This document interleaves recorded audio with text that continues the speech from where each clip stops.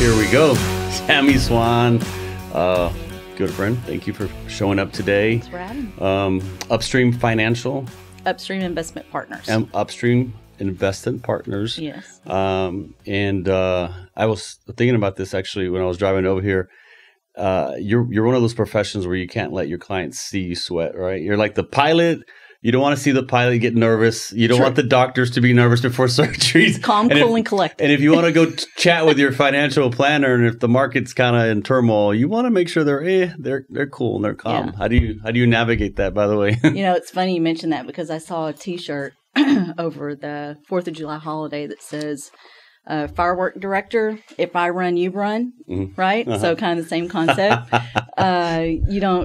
So if you walk into your financial advisor's office during a, volatile time in the markets and they're freaked out, then you might want to run, right? Or it's just, you have to stay calm. And, historically markets have shown us that, yes, we do have volatility, right? But then they always come back. They always have. I imagine you probably have to talk people off the ledge a lot. Almost 25 years in the industry. Since 2011, I have been running my own book of business.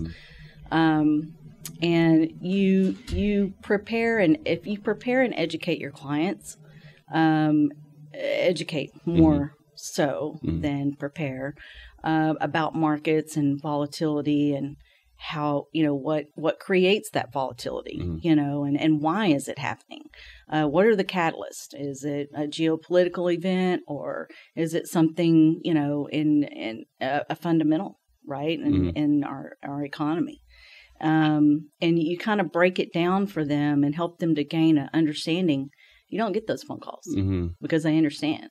And most people aren't invested in that when they're running their own businesses or going about their daily lives. They just don't look at it every day. The whole set it, forget it is kind of the strategy for a lot of people. And I during COVID, there was a lot of panic, especially with the sell-off. I'm sure you can attest to that in a sense. And there's a few of my friends, in fact, we would chat about it. A couple of guys I work out with, my buddy was like, man, I don't even pay attention, to his 401 or to his investments. And then I talked to other people and they'd be like, we're going to sell, it's going to be a global recession, depression. And you're like, who do you want to listen to? And a lot of times it's having someone like you that can just kind of be centered and be grounded and be like, okay, take a deep breath, relax. Let's be smart about this. Because history does show that these markets, if anything, I think as I've gotten older, matured and learned and even from listening to you, it's like sometimes those downtimes are the opportunities. And that's where Buffett always says, right? It's like buy when there's blood in the streets. But so many times I think it's like a natural thing for people to just sell or just because they get scared, they get fearful. And when you're talking about your retirement, when your money that you're depending on, it's a nerve-wracking thing. And it is. And I guess your job is basically just to coddle everybody, make sure everybody's good. Right. But do you have on your book of business like a wide kind of array of personalities, obviously, right? Because it's not a one size fits all, strategic approach. How do you go about working with your clients individually? It's funny that you mentioned that because I was thinking about it this morning. I was like, what are we going to talk about? How is this going to go? And, one thing that came to my mind was the fact that, as a financial advisor and even as someone that employs a financial advisor, right? So a client, no matter what side of the table that you sit on, it's a personality match. And it's like with any other, like with your physician or, even your CPA maybe to an extent. You want to have a good personality match. Right. So for me, I love working with salt of the earth type people. And so the majority of my book of business are, business owners, families, individuals. I work a lot with women that are single, either widow, divorced, or single by choice. A lot of times women, want to work with other women, and they just feel comfortable, especially in an industry where it's been, historically male dominated, and where they may not have a lot of knowledge. It's not their area of expertise, and so they just feel a better connection with another female. Right or wrong, it is what it is. And so I've kind of, that's my niche. Is you've heard me talk about it before, working with divorcees and being divorced myself. I have a soft spot in my heart for folks that are, men or women. They're navigating through divorce. It's emotional, and, finances are kind of over here hanging out, but you really don't want to think about it because you're more concerned about the kids or the fact that your marriage is over. And so helping people make good decisions about the finance part while they're navigating that emotional time. That's real important to me. That's when a lot of bad choices are being made when their life's in chaos. Yeah. You're right, though, as far as personality. I didn't really think about that, but because even I've been using you, and I love that I don't have to worry about it. I know it's like it's in good hands, if you will. But I think and I won't name names, but my old financial advisor was an older person. And he was more on the twilight end of his career. And I think why I gravitated more towards you was because you were a little bit more, based on my personality, more aggressive with how once we sat down, you're like, hey, you know what? Based on our conversation, I still have, many years in the tank, I'm willing to take risks, and you kind of saw that. And I think you have that same somewhat of a aggressive, approach to certain things, not always just in finances, but and so with my old financial advisor, it was like just really just, safe, stocks or nothing too risky. And that's kind of where I got a little, discouraged, because that personality wasn't right. And I think that's to your point, it's all about that, is finding the right people. And that's with anything, right? Any business, any industry, you just got to make sure you connect with the people you're working with. So it's helped me because I have family members that are on all ends of the spectrum as far as financially. And I always talk about how a lot of times me personally, I didn't really get a mentor at an early age, or someone that told me, hey, you know what, you should start doing this, or start buying real estate or saving money. And it took me a while to learn on my own, which it is what it is. That's the case for a lot of people, obviously. But I do have a couple mentors. I have one uncle really specifically who's I've always learned from. And but he's, kind of latter stage of his years as well. So the advice is good. He's real aggressive, but I've seen how far he's come along. And we would always make fun of him because he's super frugal. I mean, he'd be wearing the same socks and the same shirt for years. And there's actually a joke about his shirts, because he can go to play golf in the morning with a shirt on and go to dinner at a nice restaurant with the same shirt on in the afternoon. And I always tease him, bro, get another shirt. He's like, why? And the guy's got, enough to buy, but it's just that mindset, but anyway, just having people, across the table, like you said, that can help you navigate through these, really challenges where people don't think about finances too much, right? They get to that point where all of a sudden they're like, shit, I should have saved. I try to instill that now with my kids and telling them, hey, it's never too early to start putting money away. That's now has become one of my favorite things to work on is with the 20-something-year-olds, and just, sitting down and showing them, look, if you do if you put $100 a month away, $100 a month, and today's dollars, that's, back when I was in my early 20s, that's a lot of money. In today's dollars, it's really not. And it's a lunch. It's lunch. It's a few of these, a month, and just watching their eyes go, oh, that reality becomes pertinent in their mindset, and and knowing that long after I'm gone, right? Mm-hmm. Because they're way younger than me, decades. So long after I'm gone, that they'll be successful. At least they'll be set up to work towards that. And so I'm on my third generation of family members now. So I've worked with the grandparents and then the moms and you know, their children and now their children and in some cases fourth generations, just depending on how old that first group was. Yeah. And it's been such a joy and a blessing. And you know, I know it's cliche, but I truly, absolutely, hands down love of what I do every day. How long have you had your business, or you know, been doing this? I've been in the industry almost 25 years. Started with Edward Jones back in January of 2000, which we know what happened after that. So 3 years of downturn. One of the only 3-year periods that was find. Right when you got in? Yeah. You weren't like, okay, I'm bailing, I'm going to go do something else? No. I thought I made the absolute worst career choice of my entire life. Yeah. But you know, at that time I wasn't an advisor. I was working with an advisor, kind of learning the ropes. I wasn't licensed at that point in time.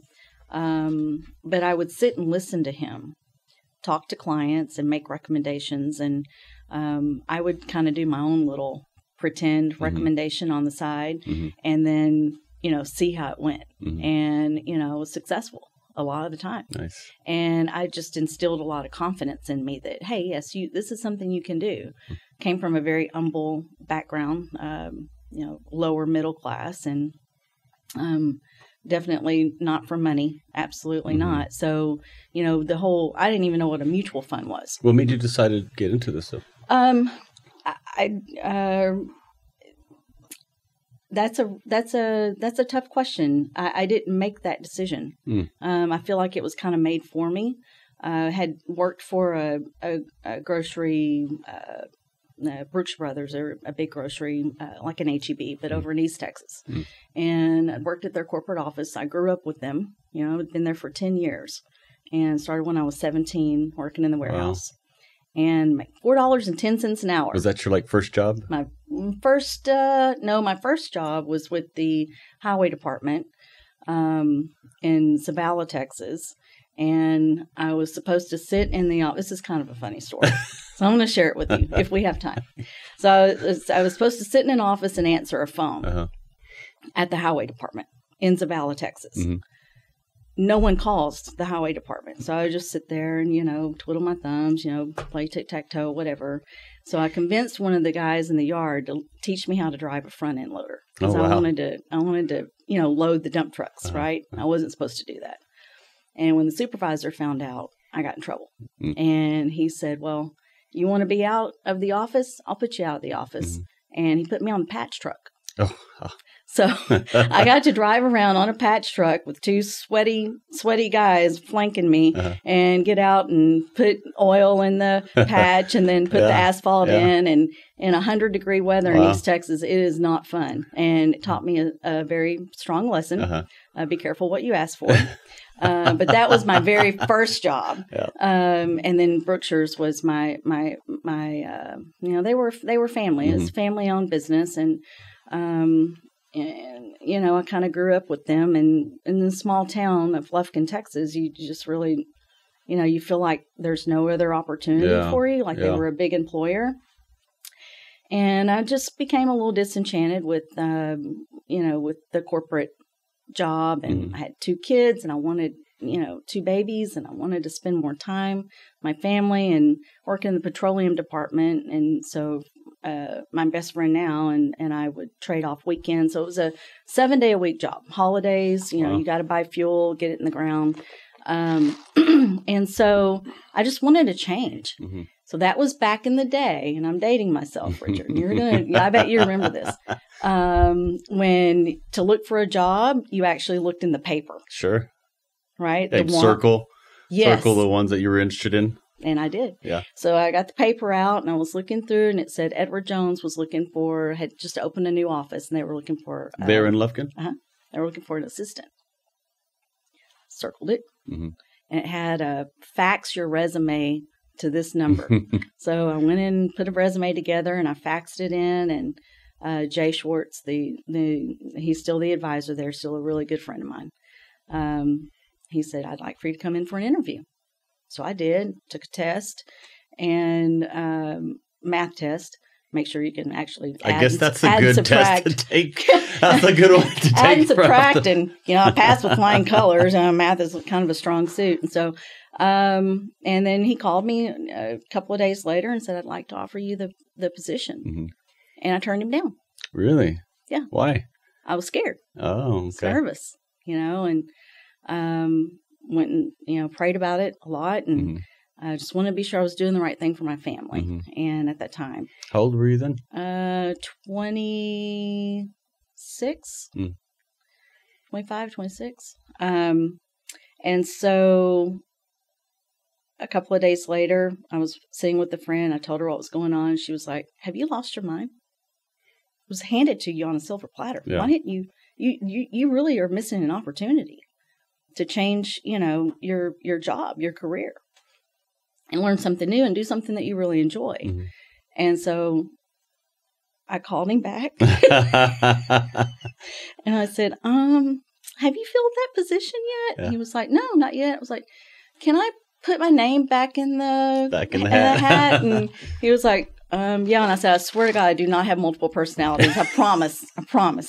And he hired me, and that's where I kind of learned what this financial industry is all about. And it wasn't long after that I knew I wanted to be an advisor and work with people and help them out. That's amazing, because it's so crazy. Like, there's these chances in life, that maybe looking at the newspaper, maybe there was something else there that you might have circled, being working at the mall or something, or, like something that changes the trajectory of your life. 100%. Of course, and it's little things like that just you look back on. Those are those game-changing moments that we talk about. Yep. Absolutely. That's awesome. Yeah, it's been a journey, and I have a strong faith, and I just you kind of, in hindsight, when you get to be my age, you kind of look back on your life and you go, okay, well, that happened for that reason, and you just kind of see God's hand, putting you in certain situations that at that point in time you felt like were, I don't know, bad, not the right thing, woe is me, and why am I here? And this. Were you divorced at the time? No, we were still married, and that's how I ended up in San Antonio. He lost his job, and so then he took a job in San Antonio, and we picked up the family and moved here. We didn't know one soul. And because I was with Edward Jones, I was able to transfer to another office. And so that's how I ended up in San Antonio in finance. And then wanted to become licensed. And so went down that road and started working with H&R Block Financial Advisors. And believe it or not, they tried to get in that industry. It didn't work out real well for them. But that's where I met the founder of Upstream. Oh, and at that time, he was not. And his name's John. And,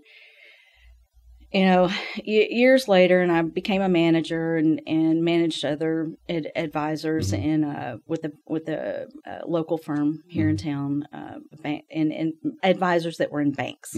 And that was a lot of hours, lots of travel. And for, it just really wasn't worth it. And I was sacrificing my family time. And so shortly thereafter that I became, and it, just left that whole management side and started my own book of business. And I partnered with Rod Chisholm. Oh, that's right. Yeah. He just retired, right? He did a couple of years ago. And so, and then we started Upstream, but when we decided to go independent, because that's our world, independent world. We're not in a bank or at Merrill Lynch or something like that, where they're called wirehouses, and we're independent. We knew we wanted to be independent. We just wanted to open up a small little office just him and I have an assistant, nothing spectacular. I said, I think John's doing something on the independent side now. I think he created some sort of business model. Let's call him up. So we called him up and he said, yeah, I am. Can I come have lunch? So he came, we had lunch. He said, well, how would you guys like to open up an Upstream office in San Antonio? And they had opened up a few in the United States and a couple in Texas. And I was like, okay, what does that entail? And Rod was a manager and had recruited, and he had a lot of experience. And that was, more of a father figure to me. So I just kind of went with whatever he said. And we got a napkin out. I'll never forget. It was a little square napkin, and we were writing down some numbers and, what it might look like, what the plan would look like for Rod and I if we were to open this office. And next thing I know, we got 3,500 square feet at 410 in Nacogdoches and empty space. And it's just him and I. And I'm like, now what do we do? Now we got to recruit and we got to get advisors in to pay for this thing. So we actually started working with Trey Ware. Oh, okay. And when was this, when y'all opened that? That was in 2011. Okay. 2011, 2012. So you had to do some we marketing? did some radio. Yeah, we did a promotional radio where he just, would put the name out there. And so not so much for clients. To recruit, to recruit other advisors. Yeah. And then we started recruiting. And now we've, Rod's retired and I've repartnered with someone else because you always have to have a succession plan. Okay. And with 13 advisors, general lines division, and it's been a journey. Did you when you circled and you called Edwards Jones, did you at all, even first day at Edwards Jones, back and left, did you envision yourself being where you're at right now? Absolutely not. No. That's what I'm saying.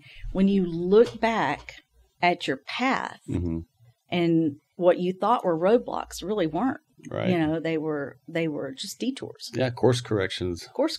Yeah. That's how you have to see it, because I get asked all the time, would you change anything and from your past? Not really. I mean, there's always things you can learn from, but I feel I've gotten, and I've said this many times, to where I'm at based on the choices I've made, and you learn to course correct, as you make these mistakes as you go, and you learn from your wins as well, and you learn from modeling of, you had a mentor, of course, that helped you as well. I think that's important. And but yeah, man, it's just things, the way I see it, things tend to work out for a reason. Yep. And it's like I'm very faithful, so I'm always, if something comes across that stumbles me, puts me back, pushes me back, I just know that there's a reason. God's there. He's going to put me back on track. And I mean, that's the way I feel like you have to see it. I don't. Yeah. Well, and it's tough for business owners because, as seasoned as we are, and, there's many times where you feel like regretful in a sense where like, dude, what did I do?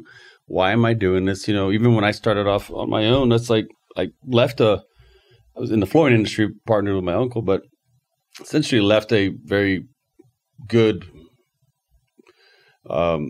pay, position. I mean, I was a small partner, but there was nothing really for me to change unless I wanted to be able to control my destiny. Yeah.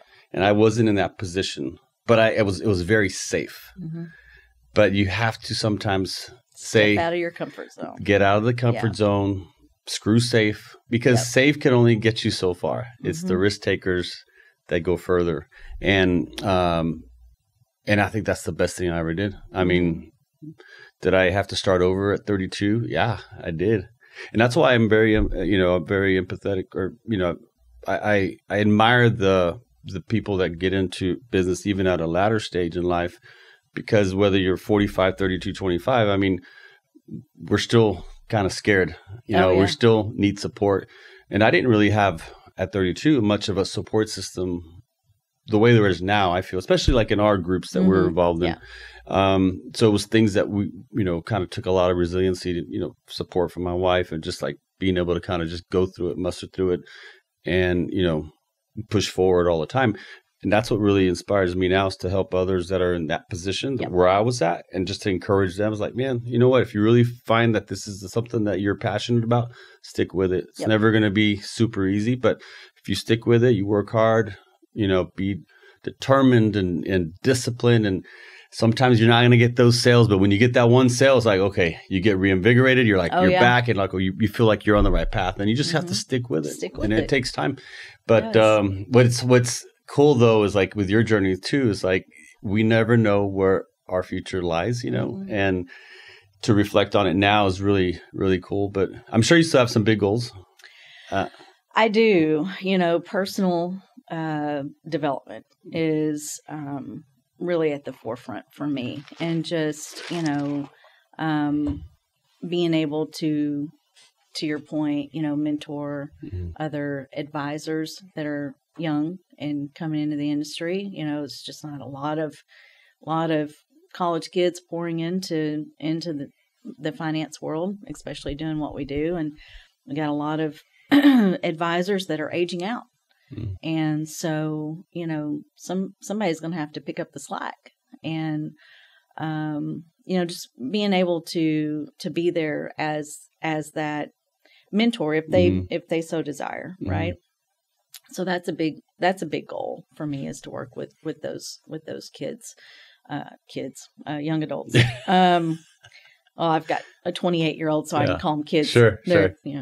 And so the business-wise, yes, I do have goals as well, but not as so much in growth, because I'm at a point now where yes, I can grow more, and I have the capacity, right? But it's more about developing deeper relationships with the clients that I already have. And I think as business owners, because we're always in that mode of obtaining new clientele, right? A different job, right? Another contract, whatever it is. And we sometimes forget about what we already have, right? Right there in front of us. And so, I want to deepen those client relationships. I think that's more meaningful at the end of the day, because those clients help you get where you're at. And someone was just telling me today too, is like, I'm one of my, I think one of my strong suits is working with people, but sometimes if you're too busy kind of just chasing that carrot or that sale, and you forget the people back here, some of those past clients are your best referral partners. Absolutely. And those are the ones and that's kind of what I've been doing more lately, is just reconnecting with some of those clients.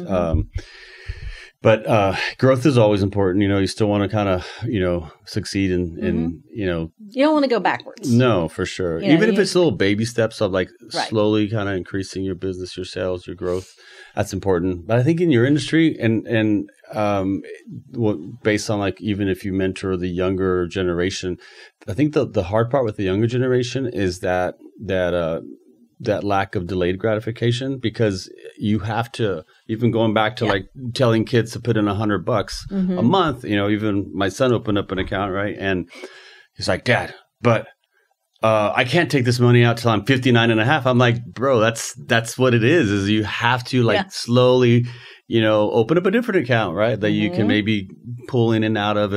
But it's maybe for everybody, right? We can't wait for the future. So, it's that delayed gratification is the hardest thing. I think everyone wants it now. But seeing, or maybe casting that vision for those young advisors, how do you approach that? Because that's still that generation of like, they want it now. How do you encourage them to be patient with building that book of business and kind of slowly kind of growing their work?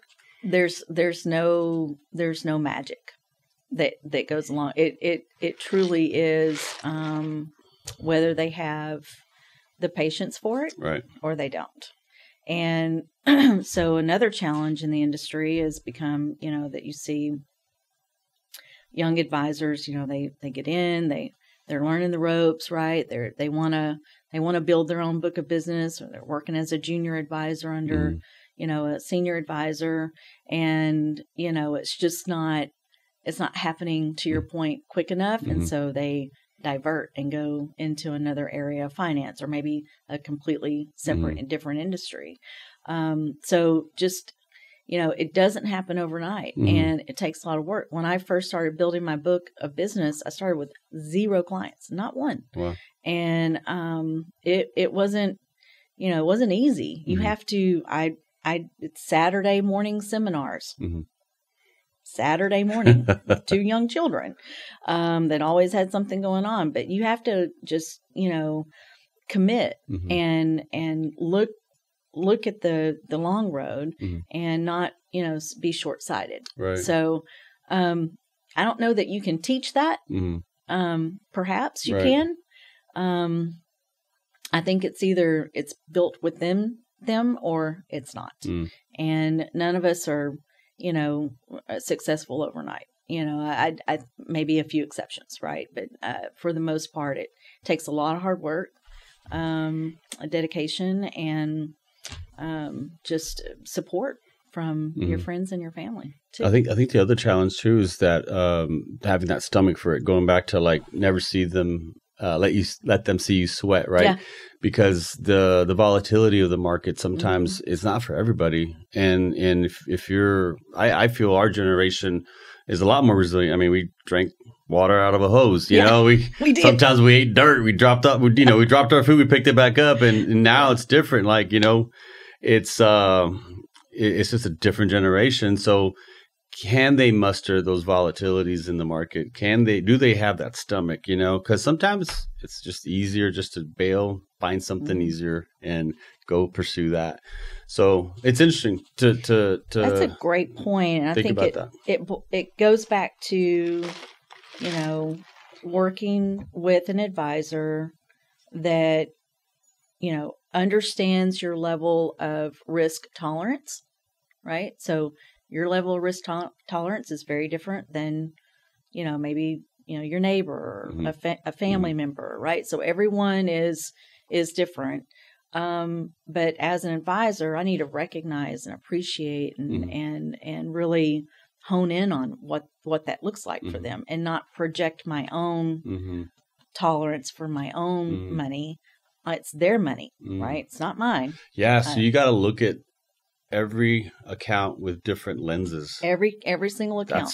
That's so interesting. And the hardest part is when I have a young person, right? And I say young, like late 20s, early 30s, and this is an actual case, and she is extremely successful, like financially. Not married, no kids, makes an exceptional amount of money every year. Paid cash for a house recently. But her risk tolerance is that of an 85-year-old? My grandma. Yeah, possibly. Yeah. And so that's where the education part comes in. So getting those old charts out and saying, okay, well, remember when when the Iraqi war broke out and we had some volatility then, or how about 9/11, or let's go further back. Well, how about the Great Depression? How about that? Because the market was and so just teaching and helping them to understand what creates that volatility, and then slowly increasing that risk tolerance, because I know they're better served by taking more risk, but that's it, again, it's their money, and they're the ones that get the statement every month, right? So you have to respect that, and just slowly educate them, and over time it tends to loosen up a little bit. Do you work with any of the high risk personalities that like to day trade and kind of look at the what do they call it, candles, or I don't know. My son during COVID, everyone opened up their little E-Trade account and was like, gambling basically on all these trades. Oh my gosh. I had like 4 or 5, 6 of us in a group text.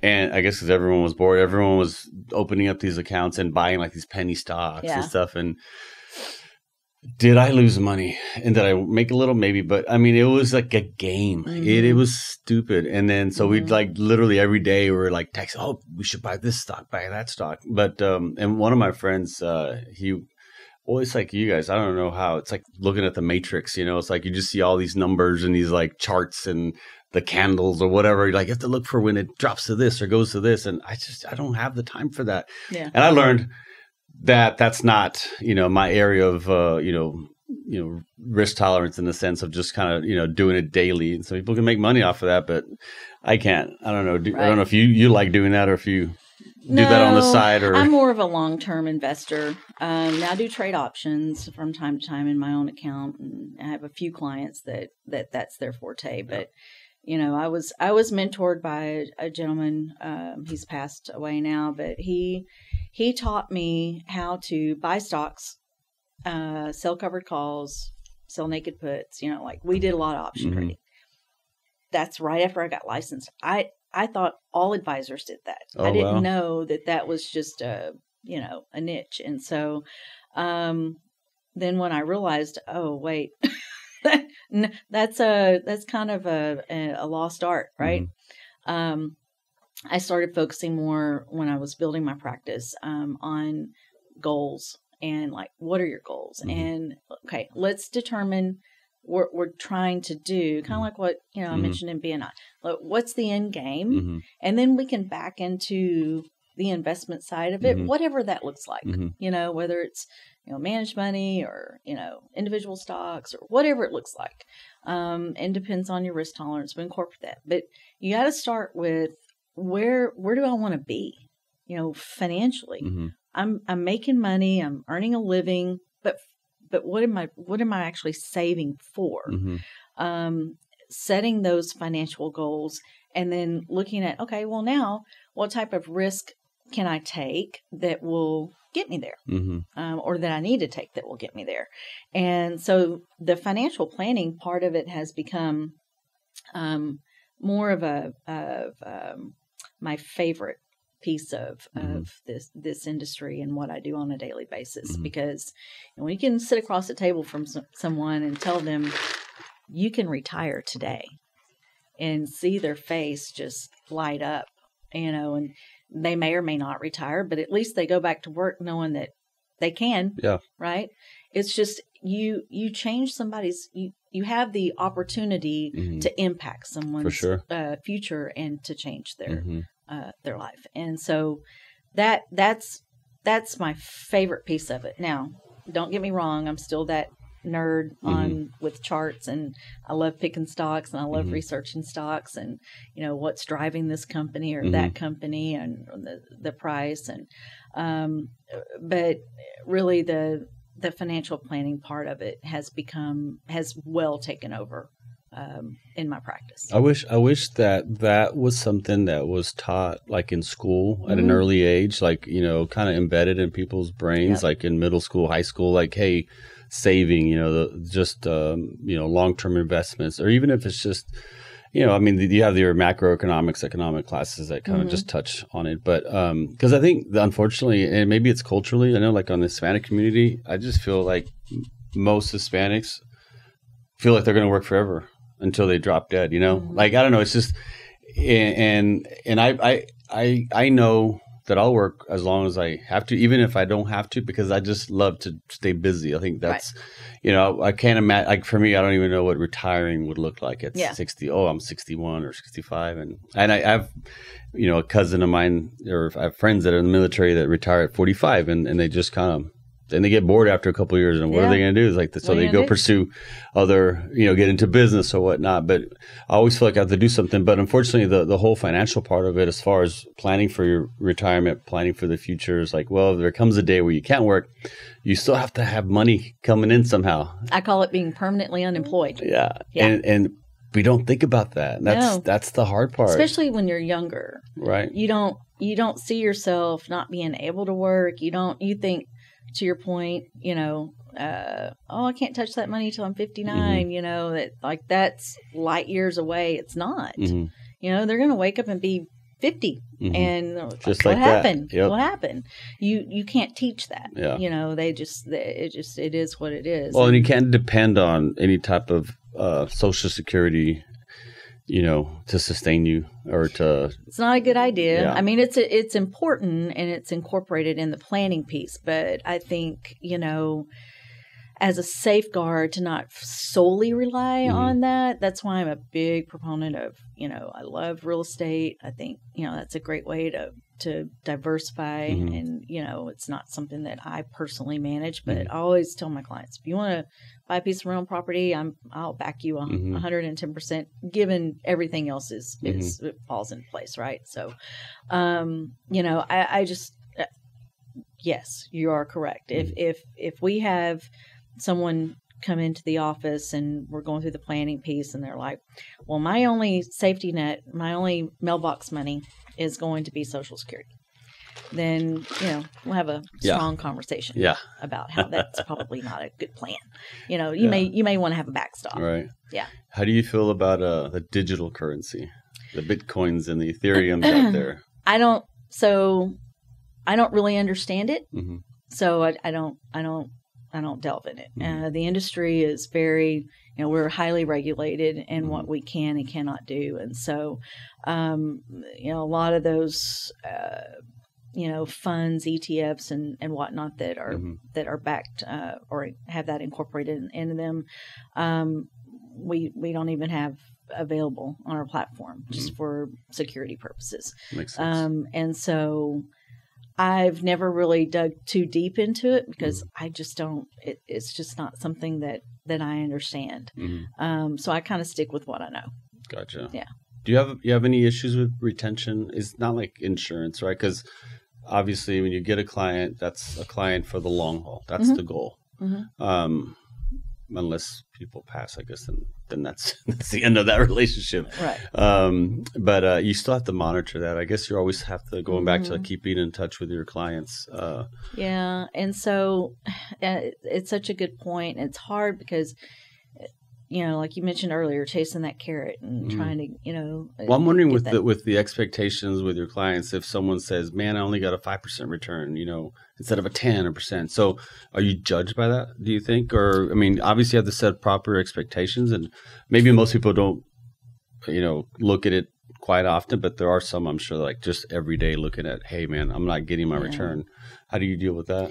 Well, we talk about benchmarks, so what are we benching against? What Gotcha. are we comparing to? If you have a portfolio that's, 60% fixed income and you're comparing that return to a S&P 500 return, then it's not a fair comparison, right? So, we look at benchmarks, and then if we're still, not exceeding or meeting the benchmark, then we look at, well, what's going on in the portfolio? Let's maybe go in and make a change. So it's never a contentious conversation. It's never, I'm not getting a return, so, I'm going to look for somebody else.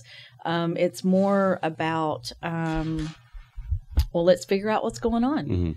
Maybe your risk was lower when we set the portfolio up, and now you have a little bit, now that you have been through a few, volatile times in the market, you have a little bit, stronger stomach. And so maybe we need to raise that risk up, i.e., potential for higher growth. And so it opens up the conversation. So that's where you can tweak it and cater it and customize it. Yeah. So it's not just one cookie cutter. It's not a set. No. None of my, I don't work on models. Every portfolio is created for that, specifically for that client. Now, it may mimic someone else's, but it's not by design. Gotcha. So, I really try to focus on, okay, what's the goal? What are we trying to do? And then, create the investment piece to fit that. When you work with divorcees and the women, do you have any type of minimum in regards to like the parameters of how much they have to invest, or I guess with any customer, any limits as to you only work with X amount, if you have this portfolio of this amount or that amount? I mean, obviously open up my son's account, which is only not that much. So I didn't know if that was a one-off, but no. I mean, is there an ideal kind of client that you look for from a holding standpoint that they may have coming into it? I get this question a lot. And it's one of my very favorite questions because the short answer is no. I do not have a minimum. If someone comes to me and they have a desire to better themselves financially, who am I to say that I can't help you because you don't have any money? Right. I came from nothing, zero, like dirt poor. And so for me, God's given me this opportunity to serve other people. Why would I only serve the ones that are already financially successful? Right. So the answer is no. And I would never turn anyone away that had a desire to want to understand finance or set some personal goals and work towards them. If I can help them out, I want to help them out. That's awesome. That's good to know. And I asked that question. I kind of knew where you stood on that, but a lot of people assume, or maybe they think that they don't have enough money to be able to work with someone. The perception is that I have to be wealthy to have a financial advisor. Right. And there are advisors, right here in San Antonio that will only work with you if you have $500,000 or more. And that's how they run their business. And that's fine. I'm not poo-pooing that in any way, shape, or form. That's their forte. But that's just not how I choose to run my practice. And, I think that, every single human that is working, earning a living, saving money, and has a desire to want to grow financially and be good stewards of their finances, they deserve good financial advice. Yeah. That's awesome. I know that I think that's the passion you've got to educate people, to help them, to kind of serve them. Because you're part of the Lions Club also. Is that a big part of your community? I am, yeah. Giving back? Yes. What's that about? Lions Club I've heard of before, but what do they specialize in as far as the community service? So it's site driven. Actually challenged by Helen Keller, to as a men's club, to business club, to serve those that are challenged by blindness or being deaf.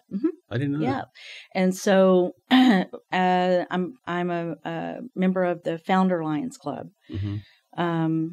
Tracy is too. We're both very passionate about it. But right here in San Antonio, it was there's some argument, but between a couple of clubs. But we claim as a founder club that we were the very first club ever, Lions Club ever in the world.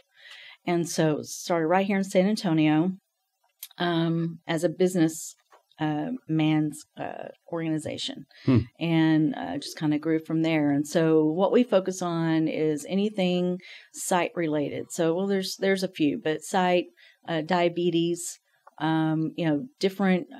We raise money to give it away is essentially what we do. And so we work the parade. We've got 900 chairs that we put out and pick up and put out and pick up over a 2-day time frame. Raise money there. It's a big fundraiser for us. And then we goes in the coffers and we find, 501c3s to give it to. Guide Dogs of Texas, Lighthouse for the Blind. And it doesn't have to be a site related charity, but that's a big focus for us. Wow. Yeah. I didn't know that. My dad's actually about 85% blind. And he lives in McAllen. Is there a chapter in McAllen? There is? Interesting. Got to check into that. Yep. Yeah. We do a lot of eye exams, Lion Sight Research Foundation. We give away, we have a needs, human needs division where we, if you or someone he needs glasses, typically they don't have health insurance. And if they do, they don't have vision. Right.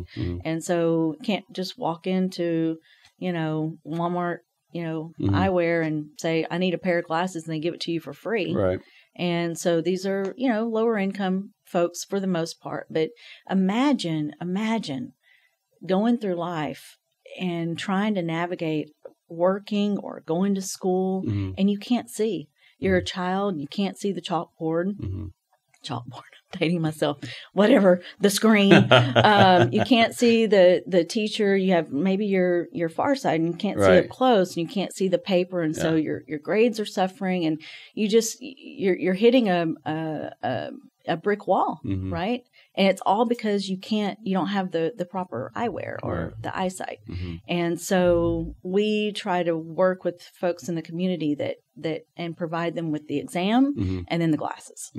And so that's a big part of what we do, but it's very rewarding. I love it. That's awesome. Yeah. That's good to know. I'm going to inquire about or we can chat about it later. Because one of the things that with my dad specifically, because he walks everywhere, and he, you look at him, he looks like a normal person, but he's 100% blind from this eye, and about, I don't know, a little more than half blind from this side. So he's got very kind of what we would consider tunnel vision in a sense. So, but it's as he's aged, it's been harder for him. He walks, like I said, takes the buses places, and but he's more fearful of crossing streets, kind of going to the convenience stores, because he can't drive, and so even during COVID, I remember I would have food sent to him. I'd have favor or whatever. My grandmother was alive back then too, so. Because I knew they couldn't get out and do stuff because of his limitations. And but even now, it's like it's still a challenge for him. So, which is sometimes it's hard because he lives down there. I can only do so much for him. But to have an organization or a ministry out there that caters to that, it's actually it's good because there's so many. Another ministry that I'm trying to promote and start helping is one called King's Compassion. They're going to be a guest of mine in a few weeks, but they actually cater to the elderly widows. So people that are in their 80s or, maybe had a loved one that passed, they have no siblings, no kids. So they live by themselves. Oh, just all and alone. So, and then they can't drive anymore. They just don't, same thing. So they actually have, build resources to be able to, take groceries, take the medicine. Robert Reyes, and Rose Reyes are the name of the two founders. He'll go out and cut their grass, at their house, and they just do these things. But it's kind of like that forgotten demographic. Also, the elderly. We forget as you get older. It's like, people don't out of sight, out of mind, and it's a whole nother. There's always a need. There's always a need for always a need, and in all different areas. But the Lions Club is if anyone's thinking about wanting to give back to their community, there's all kinds of ways we can give back. Right. But if you're just wanting in general, go visit a Lions chapter and have lunch and just see what it's all about. It's a great organization. That's awesome. So let's get serious here. Vegas. Is that? Oh, you scared me. Speaking of gambling, like, no, I'm kidding. No, it's funny. Is it even good for you to talk about that? Interest. Financial advisor, gambler. I know. That's why we connected. Do you like to travel to Vegas a lot? I like to play craps, and you already knew the answer to that. But yes, I do like. I can spend a little bit of time at a craps table. Yeah. That's funny because craps is, and it makes sense that you probably can figure that out because there's so many ways to gamble or bet on that. I'm more of just a blackjack or baccarat, just a little quicker. But craps for some reason I just don't. Some people have. Like the knack for it, can roll for like 30, 40 minutes. Every time I roll, I crap out like one or two rolls. As I don't have it. I don't know. But you can make money for sure. You can be out there even just. You can. Yeah. You can. And I'm not a blackjack gal because it's a team sport and I don't like team sports. No. So no, not in Vegas anyway. But yeah, I do enjoy going and I actually have an uncle that lives out there. Oh, really? Yeah. And he's a financial advisor as well. So, really?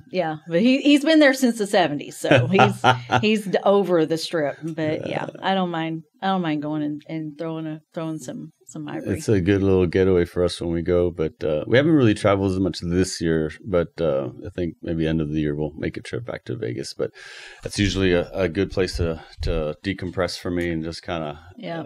You don't get to rest too much in Vegas, unfortunately. You don't. No. But it's still cool to kind of get back and just hang out for a little bit. Do you do any, you like concerts, live concerts or? I do. I'm actually going to the Def Leppard Journey in August. That's going to be here in San Antonio. I didn't know they were coming. Yeah. Yeah. It's going to be, we booked it a long time ago. Some friends are coming in, but my real passion is hunting and fishing. Wow. Yeah. Okay. So I didn't know that. I'm going on a fly fishing trip with my boyfriend in a couple of weeks to Big Sky, Montana. Nice. Yeah, so I'm really excited about that. That's cool. Vegas is, that's fun. Yeah. But like you really want to get me fired up. Yeah, let's go. What are you going to hunt fishing for? Oh, fishing. Yeah, fly fishing. Okay. Which I've only just begun, so I know nothing about it at all. I just know it's fun. Yeah. And offshore fishing, I love it. Yeah. Absolutely love it. And then any kind of hunting, turkey hunting, deer hunting. Did you grow up hunting back in East Texas, or? Yeah, that's really all that there was to do. Yeah. Do you have a ranch back there? Or? My parents have a cattle ranch and 200 head of cattle. So that's what I grew up doing. Yeah. I was very much a tomboy. Yeah. I was just telling Robert, my boyfriend, the other day, we were talking about our childhood and whatnot. And I said, fun for me was riding my horse through the river bottom, shooting squirrels. Like there's not a lot of probably women that are my age now that did that, but that was that's what we did. I was 63 acres, and I didn't have any. I have siblings, but they're way younger than me. Mm-hmm. I'm 10 and 9 years older than my sisters, and so they were on a completely different level of play than I was, mm-hmm. but. Yeah, I think that's why that has shaped who you are as a leader in your industry. Going back to it's usually like a male-dominated industry, and you're like basically saying, "No, I got this. I can lead in this industry too." So I'm very I commend you for that. Because I think that's inspiring. Because women, young ladies, need women to look up to. In any industry, and it's awesome that there are, and you know what, and even I said this the other day, and obviously we belong to the same networking group, but we've got a lot of strong women leaders in our group, which is freaking awesome, man. Yeah, it's encouraging. It's inspiring. It's so it's important, absolutely. Because we even even for those that are just getting into the business, in any business. You want to see a diverse group of entrepreneurs, mm-hmm. business owners, because if I'll bring up the knife guy again, that was visiting the other day, he needs to be able to see that, there's a lot of leaders in this group that have proven that they can make it, mm-hmm. and they've all, I'm sure, have gone through their challenges. Mm-hmm. But it's encouraging, when you can see that, when you are around people that have been there and done that. It's a different level of encouragement. But that diversity, right, of just the people, women and men, mm-hmm. Because business isn't all about what's the guy going to do to better his family. No, what can the woman do? What can the girl do? What can the daughter do as well? Mm-hmm. They should be able to have those same aspirations and be able to pursue their passions, their careers, whatever it is that they're dreaming of doing. So having women, entrepreneurs, business leaders, risk takers, trailblazers, it's so important. And you're definitely one of those up there that I respect. Not only because you're helping me with my money, but but no, it's just it's awesome. It's awesome to see. So, and I think that background, of course, like you said, just sometimes helps. When you're builds that resiliency in you, and it's just inspiring. It's stuff that I kind of like to feed off of, and just even we all do grow from. We all need people to keep us motivated and moving forward. And I never really thought about it like that. That my childhood maybe molded me not being able to, or concerned about breaking barriers, mm-hmm. or felt like I just did it. Mm-hmm. I never really thought it was a barrier. Yeah, because it was just something. If I felt passionate about something, I would try. Right. That's all we can do is try. And then if it doesn't work out, it doesn't work out. Because you don't seem to me the type that gets intimidated by anything. I mean, we all have things that we're fearful of, obviously, but my mom, she intimidates me. Well, yeah, for sure. She's a retired sheriff's deputy. Yeah, she intimidates me a little bit. Yeah. No, I'm just kidding. She's the sweetest woman on the face of the planet, but and truly inspiring to me. Well, that's a good role model too. Oh yeah. You have a couple daughters, you said? I have a son. He's 28, and he's married, and I have a grandbaby. Oh, nice. Now she'll be a year old in September. Wow, how was that? Heaven on earth. Yeah. I don't even know how to explain it. Yeah. If you're a grandparent, you know. Uh-huh. You know.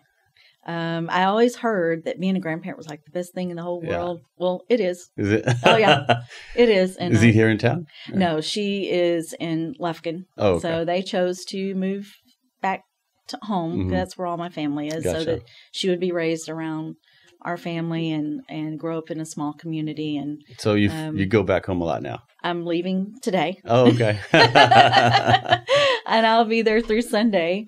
So I try to go at least once a month just for the weekend. That's awesome. You know, the good news is I've Terry, you know, who's my I can't say enough good things about. She, you know, runs the office, and I have the opportunity to go do these things because I have that support. You know, here at the office. That's so awesome. Yes, I try to go at least. That's awesome. Yeah, and I have a daughter too that lives here in town. 26. She's 26. So gotcha. Kids are grown. Yeah, and different stage in life, but now with the different stage. Yeah, it's you know, it's not my golden years, I suppose. Cause does this make you want to pull back a little bit, or make you want to work harder? Still, like, even, you know, because it's as your kids get older, I think, you know, mine get older. I still have a drive, but like you get to that point where, you know, you're not going to work maybe as hard forever. But I really I was telling someone today, because I'm this morning over coffee, actually, right before this, like my next 10 years, I'm gonna freaking overdrive. You know, I just feel like. And, you know, that's kind of my benchmark for me. It's like I got in goals. What way? Well, with work, and then you and I got to sit down about, you know, the whole financial part of it too. But there's opportunities in my industry. There's a lot with this other things that I'm doing that are there's opportunities. So my point is, like, business wise, am I happy where I'm at? Yeah, but I just can see a bigger picture still, and I feel like I'm still young enough, even though I just turned 50, to still accomplish those things. Because I think just, you know, the number, and I joke about 50 is like, oh, you're 50. You know, we used to think that 50 was an old age back then. I don't. I mean, for me, I look at it as levels now. Like I'm a level 50, which, you know, hey, I'm getting up there in levels, which makes it sound a little, you know, like you're, you know, it's just a different mindset, I guess. But I feel that, man, I still. I don't know, going back to like just when you get your first job, right? Your first account gets you fired up. But I still feel that way every time I get a job, or I close a job, or I get a sale, no matter how big or how small. There's no better feeling, I think, when people say, hey, I trust you. Let's do this. Yep. And we've been able to build a good foundation in regards to reputation and just referral base and, you know, network and whatnot, that there's still a lot to get out there, you know. And then also too, plus, because of course my kids are early 20s, they're still young in a sense, but you know, there's still a lot to work for me. So for me, I'm just 10 years. I'm going to give myself, and I have certain goals to try to push for. So in other words, I'm not kind of pulling back in a sense. Now, who knows, right? We don't know what life, you know, can throw us certain curveballs sometimes, but maybe it's not part of God's plans. But I think if it's a God thing, it's a good thing, you know, and that's the mindset I'm trying to do with all that I'm trying to do, you know, trying to promote and highlight people and just, you know, create win-win situations. But because even the more people that I get to connect with, the more people I can, hey, well, you know what, I can connect with that guy and help you with this guy, and, you know, and we all can move forward in a sense. So there's a lot of future's bright, you know. That's the way I kind of try to see it, and I don't try to get too political with things, you know, but I still control my destiny. I still control my future. And I think that's something we all need to find a way to see it that way anyway, you know, and not play the blame game and, you know, make the excuses and stuff. So anyway, for me, at least in my industry, you know, I don't know in your industry. I mean, it's again, if we look at history, right, you're going to be on an upward path. Yeah. Just gotta. And I think, you know, I'm certainly not doing Saturday morning seminars anymore, Sure. But, you know, I have a desire to serve. And so, you know, whatever God where he wants me to be and how he wants that to happen, you know, as far as the next 10 years goes, you know, I just want to serve as many people as I can in this capacity. Because I think that, you know, here's my what I tell clients all the time. Money isn't everything, but it's a tool that helps you to attain everything for sure that you want, right? Yeah. So we have to sharpen that tool. We have to fine tune it. We got to make sure it's the right tool. And we got to make sure that we take care of it and that we cultivate with it, right? And so so that you can get all the other things that you want, because again, it's just a means. You know, it's not something that, you know, you should center your life around, but it is something that you should utilize as a tool to help you, you know, to help you grow in whatever capacity that is, whatever that looks like, you know, for anyone.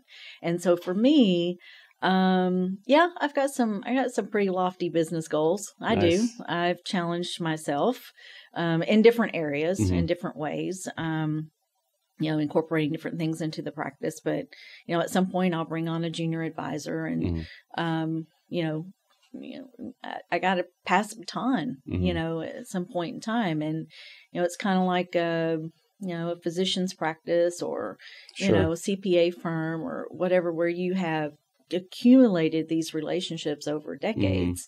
You don't want to just step away. Yeah. And because you feel like you're leaving them hanging. That's true. You know, and you, I mean, a lot of my clients I'm, you know, very close to on a personal level. Right. And, you know, good friends with. And one, you know, called me yesterday and she was like, I want to come have lunch with you and let's just hang out. And so, and actually met her through BNI, through someone in BNI. Yeah. And so, you know, I think for me, it's just, I want to grow. But I just want it to be healthy growth, and I want it to be the right growth. Yeah. If that makes sense. That's awesome. That succession plan is important. I didn't think about your situation. Whereas, you know, if I were to stop and just turn the spigot off, if you will, that business won't come in. But I've already served my past clients. Whereas you still have clients that need to be served still. Yep. You can't just like, hey guys, go call Edwards Jones now or whatever. Yeah. So, and I would say to anyone that, you know, is listening, and I think this is a number one takeaway as far as, you know, working with an advisor goes, you know, be sure that you ask your advisor if they have a succession plan, because, you know, we're not promised tomorrow. And, you know, it's not that if your advisor goes away that your money goes away. That's not the way it works. But you just want to know what to expect if something like that were to happen. And so, yes, I have a partner.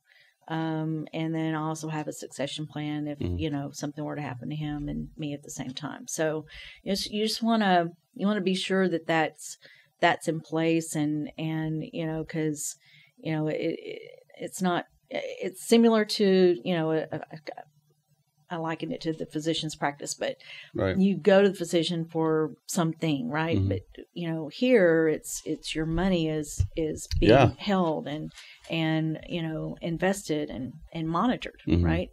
And so you want to be sure that someone's going to step in and take their place just as if they were still there. And maybe even ask who that person is and if you could meet them, you know, and at least, you know what to expect. I think also too, what's important about what you do is you've got a good network of, you work with lawyers, obviously, which is important to create, which is part of the financial planning. Nicole Jackson's one that we've worked with. Oh yeah. And, another woman that's a strong leader. You know what? It's interesting. Like, T. Blackwell, Katie Ross, Tracy Wiggins. I mean, I can name a bunch. I don't want to leave anybody out, so I should stop there. But they're all, it's going back, and they're all kind of somewhat, yoked. We all are, but it's good to have that support group, especially, like I said, if you're a woman, and to grow that, and that's makes your business stronger. And I think